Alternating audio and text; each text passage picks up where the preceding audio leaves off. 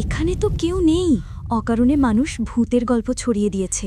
Wishing ওয়েলের কাছে হাজার হাজার প্রাণহানি ঘটেছিল। সবাই বিশ্বাস করত জায়গাটা ভুতুড়ে। একজন সাংবাদিক এর মূলে পৌঁছানোর চেষ্টা করছিল, কিন্তু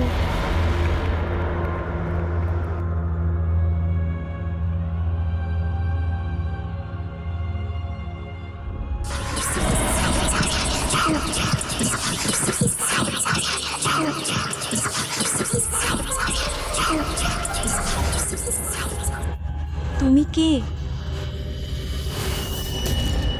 উইশিং ওয়েলের পাশ দিয়ে যে রাস্তা পুরনো সিমলা রোডে গিয়েছিল, সেখানে রাতে কারো যাওয়া নিষেধ ছিল। তবুও প্রায় ১৯ বছরের এক মেয়ে সেই নির্জন রাস্তায় হেঁটে যাচ্ছিল। রাস্তা এত ফাঁকা কেন? মনে হচ্ছে সেই অটোওয়ালা ঠিকই বলেছিল, আমার এত রাতে একা আসা উচিত হয়নি।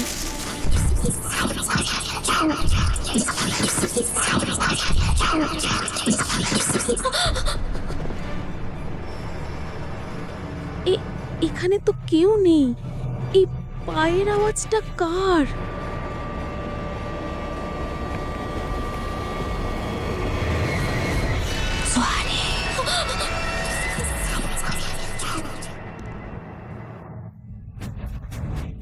আমার নাম কে ডাকলো?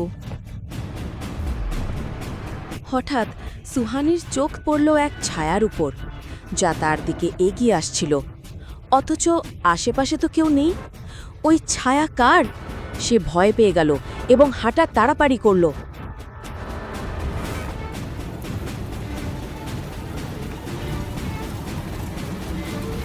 যত দ্রুত সুহানি হাঁটছিল, ভয়ঙ্কর সেই মহিলার ছায়া আরও দ্রুত তাকে তাড়া করতে লাগলো।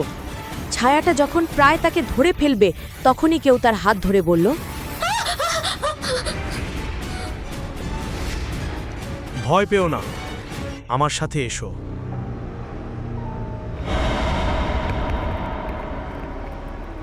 কে তুমি? কে? চুপচাপ আমার সাথে হাঁটো। ওর ছায়া, ওই ভয়ঙ্কর মহিলার ছায়াটা তো মিলিয়ে গেল। কোথায় সে?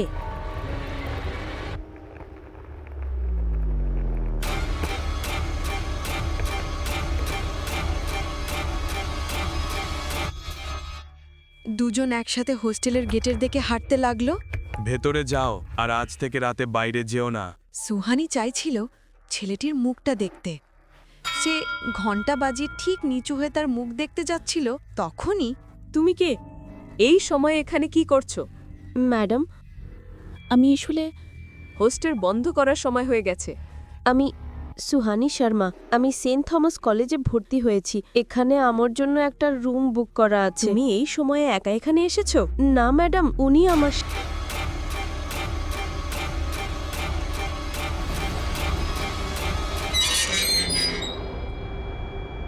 কাকে খুঁজছো তুমি? আমি যার সাথে এসেছি উনি তো এখানেই ছিলেন। এখানে তো কেউ নেই। তুমি যখন এসেছো একাই এসেছো। আমি ওখানেই দাঁড়িয়েছিলাম। দেখো, অনেক রাত হয়ে গেছে। ভেতরে এসো। আর মনে রেখো, রাত ৮টার পরে হস্টেলের বাইরে যাওয়া যাবে না। জি। এসো, তোমাকে তোমার রুম দেখাই। ওটা কে ছিল? সত্যি কি কেউ গোপনে সুহানিকে লক্ষ্য করছিল? হস্টেলের ওয়ার্ডেন খুব কঠোর ছিলেন। সব মেয়েরা তার ভয় থাকত।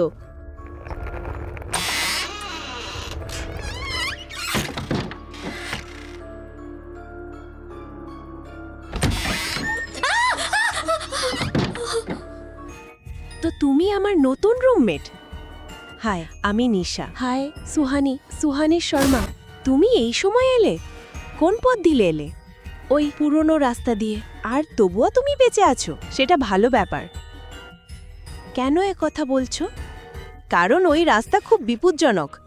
আজ তুমি ভাগ্যবান ছিলে, কিন্তু সবসময় হবে না। আর কখনো রাতের বেলা ওই পথে যেও না।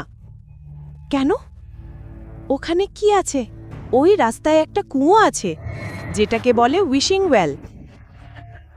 এখানকার মানুষ বিশ্বাস করে জায়গাটা ভুতুড়ে। সত্যি? আমি জানি না, তবে সবাই তাই বলে। কিন্তু একটা বিষয় আছে, প্রায় প্রতিদিন সকালে সেখানে কারো মরদেহ পাওয়া যায়। এমনকি পুলিশও রাতে সেখানে যেতে ভয় পায়। তুমি কি ওখানে যাবার কথা ভাবতেই ভয় পাও?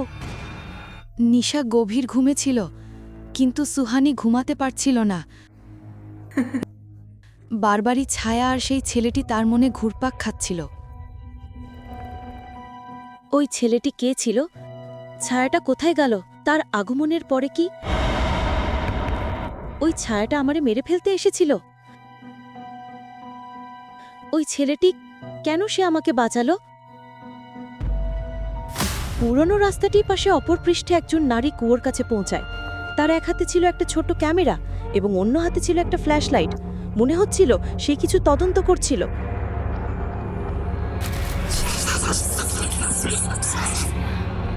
এখানে তো কেউ নেই। মানুষগুলো শুধু অকাজের গল্প ছড়ায়, তারা গুজব ছড়াচ্ছে, আর কেউ কেউ এই সুযোগ নিয়ে এখানে মানুষ হত্যা করছে। এরকম মিথ্যা খবর ছড়িয়ে মানুষ কি পায় আমি জানি না।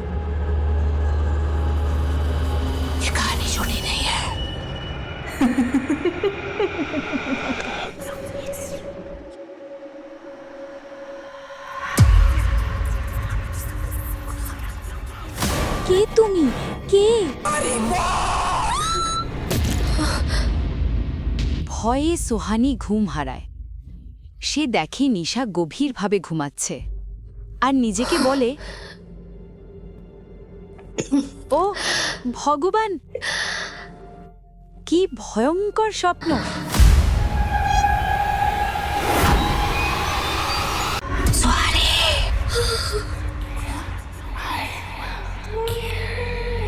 এই আওয়াজটা কি?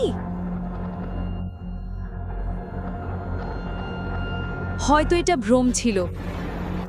যখন সুহানি দেখল সে নিজের বেডে আছে, সে আবার ঘুমে ফিরে গেল।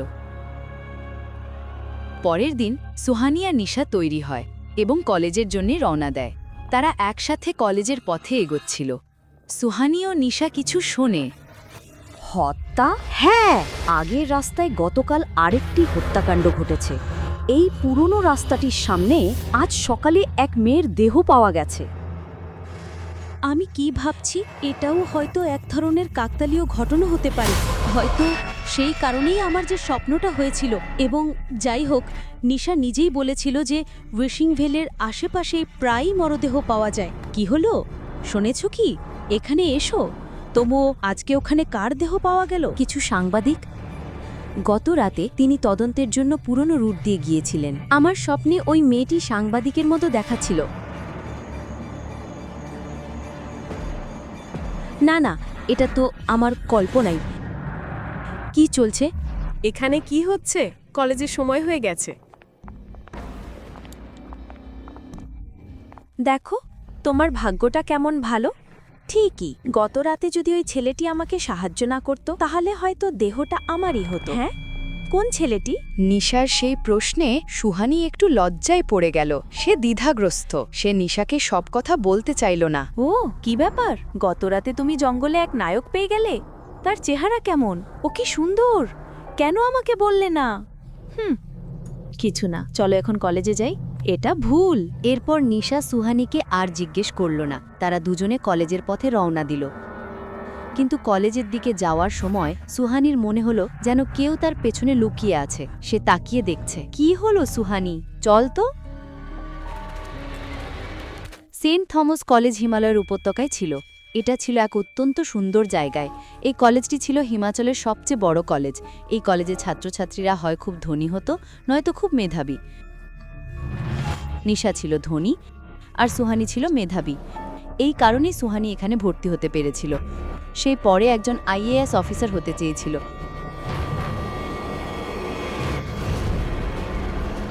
হাই হাই সুন্দরী, বিবেক, তুমি কোথায় ছিলে? আমি তোমার জন্য অপেক্ষা করছিলাম। তুমি তো জানো গত রাতে আবারও উইশি ওয়েলের কাছে এক মৃত্যু ঘটেছে কারোর। তাই হোস্টেলে অনেক আলোচনা হচ্ছিল, তাই আমি দেরি করে ফেললাম। নিশা আর বিবেক নিজেদের মধ্যে কথা বলতে শুরু করে। বিবেকের সাথে কথা বলতে বলতে নিশা পুরোপুরি সুহানিকে ভুলে যায়। সুহানি চুপচাপ দাঁড়িয়েছিল।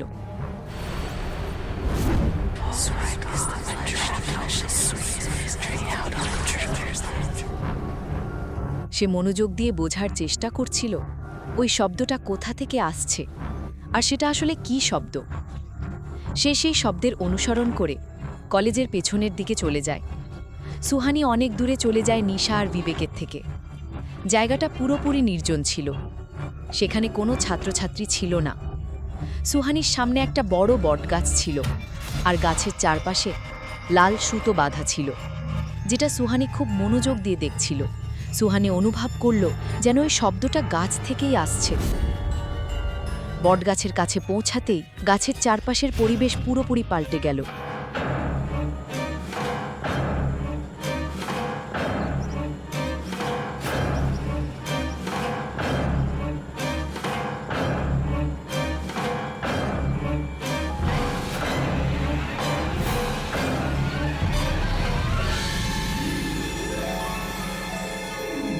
যখন নিশো তাকে ছুল, সুহানি তার দিকে ফিরল। মনে হচ্ছিল এখনো পর্যন্ত সে তার স্বাভাবিক অবস্থায় ছিল না।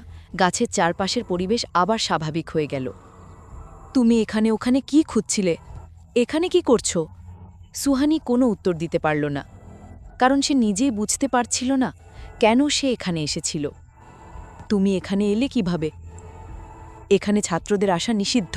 এই গাছটা ভুতুড়ে। ভুতুড়ে? এসব বাদ দাও, আমি তোমাকে কারোর সাথে পরিচয় করাতে চাই। সুহানি আর নিশা জায়গাটা ছাড়তেই পরিবেশ আবার বদলে গেল, আর প্রবল শব্দে কারো হাসির আওয়াজ সেখানে প্রতিধ্বনিত হলো। বিবেক, এই হলো আমার রুমমেট সুহানি, আর সুহানি এই আমার বয়ফ্রেন্ড বিবেক। হাই সুহানি, তোমার সাথে পরিচয় হয়ে ভালো লাগলো। আজ পুরো কলেজে গত রাতের দুর্ঘটনার খবর ছড়িয়ে আছে। ওই সাংবাদিক কলেজে এসেছিল, তাই না? হ্যাঁ, আর সে উইশিং ওয়েল সম্পর্কে জিজ্ঞাসা করছিল। উইশিং ওয়েল বলে কেন? তুমি জানো না? আমি বলি, এখানকার মানুষ বিশ্বাস করে যে তুমি ওই কুয়ার কাছে যা চাইবে সেটা মিলে যাবে। এর বদলে সেটা তোমার কাছ থেকে কিছু নিয়ে নেয়, যেটাকে তুমি সবচেয়ে বেশি ভালোবাসো। কথা আছে, বহু বছর ধরে সেখানে এক আত্মা বাস করছে, যে মানুষের ইচ্ছে পূরণ করে। কিন্তু সত্যিই ইচ্ছে পূরণ হয় কিনা সেটা নিশ্চিত নয়। তবে অন্তত সিমলার লোকেরা সেখানে যায় না। সুহানি এই গল্পটা বেশ আকর্ষণীয় মনে করল। সে এ সম্পর্কে আরও জানতে চেয়েছিল, কিন্তু নিশা তাদের ক্লাসে যাওয়ার জন্য বলল। তখন একটি বিলাসবহুল গাড়ি কলেজ ক্যাম্পাসে এসে থামল। গাড়ি পৌঁছাতেই পুরো কলেজ ক্যাম্পাসে নীরবতা নেমে এলো। গাড়ির দরজা খোলার সাথে সাথেই ভেতর থেকে বেরিয়ে এলো এক অত্যন্ত সুন্দরী মহিলা। তিনি এতটাই সুন্দর ছিলেন যে শুধু ছেলেরাই নয়, মেয়েরাও তার দিকে তাকিয়ে থাকতে লাগল। মহিলা গাড়ি থেকে নেমে কলেজের ভেতরে গেলেন। যেতে যেতে তিনি একবার সুহানির দিকে তাকালেন, আর তারপর এগিয়ে গেলেন।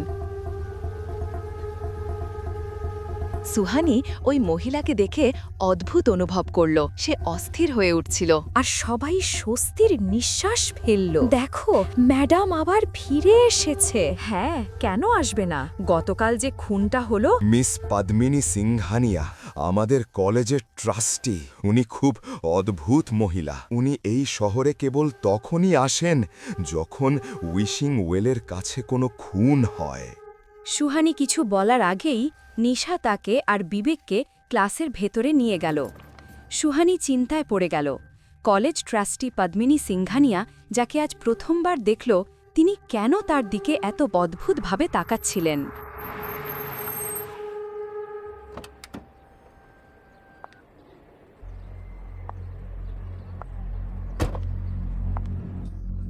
অচেনা জিনিসকে অকারণে বিরক্ত করো না। কখনো কখনো এর জন্য ভীষণ মূল্য দিতে হয়।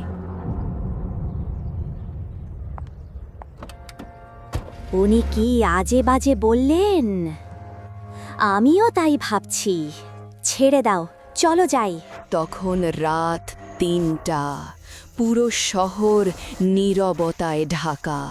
এদিকে ওই পুরনো রাস্তায় এক ছেলে খুব দ্রুত হাঁটছিল, যে সুহানিকে বাঁচিয়েছিল।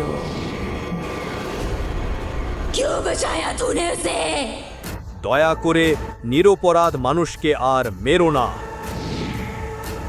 तुम अच्छी तरह से जानते हो, अब ये मौतें कभी नहीं रुकेंगी। আমি আর তোমাকে কারো প্রাণ নিতে দেব না। तुमने पहले भी कोशिश की थी लेकिन होता वही है जो मैं चाहती हूँ। कौन है वो लड़की जिसे बचाने के लिए तू मेरे खिलाफ चला गया था? যুবরাজ ছায়ার রাগ সম্পর্কে অবগত ছিল, তাই সে চুপচাপ ঘুরে দাঁড়িয়ে तुम कितनी भी कोशिश कर लो अब वो मेरी नजर में आ चुकी है। कब तक बचाओगे उसे?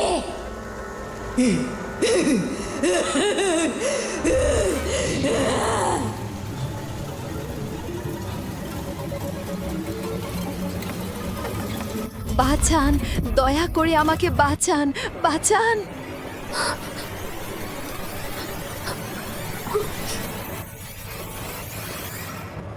আমি কি আবার স্বপ্ন দেখছিলাম?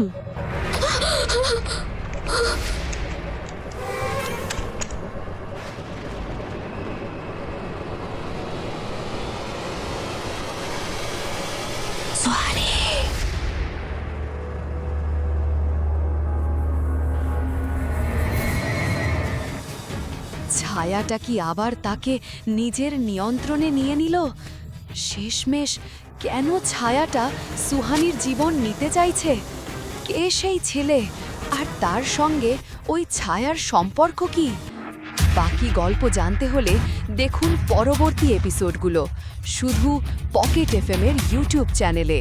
শুনতে হলে বর্ণনার লিংক ফলো করুন। এখনই ডাউনলোড করুন পকেট এফএম অ্যাপ।